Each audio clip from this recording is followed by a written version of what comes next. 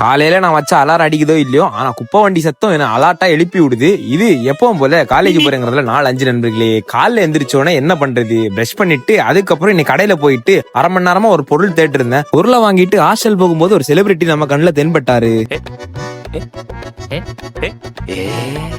வேற யாரில் நண்பர்களே, நம்ம நேபாளி நண்பர் தான். மஜா நண்பர் எப்படியும், அதுக்கப்புறம் ஜோட்டா பீம் நண்பர் எப்படின்னு விசாரிச்சுட்டு இருந்தேன். கடைசி வரைக்கும் அவர் எப்படி இருக்கான்னு விசாரிக்கவே இல்ல. சோ மன்னிச்சுக்கோங்க ப்ரோ. அதுக்கப்புறம் அவர் சென்ட் ஆஃப் பண்ணிட்டு நம்ம கடன்னு காப்பி குடிச்ச கையோட டோராவின் பயணங்கள்ல வர மாதிரி பேக் பேக்கே மாட்டிட்டு அதுக்கப்புறம் காலேஜ் போற பாதையில ஆட்டோல போட்டோ எடுத்துட்டு காலேஜ்ல ஒரு வழியா லேண்ட் ஆயிட்டு நண்பர்களே. காலேஜ் முடிச்ச உடனே கர்த்தர் கிட்ட பிரார்த்தனை வச்சுட்டு அதுக்கப்புறம் சாப்பிடுறதுக்கு விடுதி போயிட்டேன். சாப்பிட்டு முடிச்ச உடனே இன்னைக்கு ஈவினிங் காஃபி போட்டா நல்லா இருக்கும்னு சொல்லிட்டு அருமையான ஒரு காஃபி போட்ட உடனே அதுக்கப்புறம் இன்னைக்கு நம்ம ஒரு ஆர்டர் வந்திருக்கு நண்பர்களே. மூஞ்ச பார்க்கும் போதே பளிச்சுன்னு இருக்கா. வேற ஒண்ணு இல்ல நண்பர்களே, நண்பர் வந்து நமக்கு ஐஸ்கிரீம் வாங்கி தரேன்னு சொன்னாரு.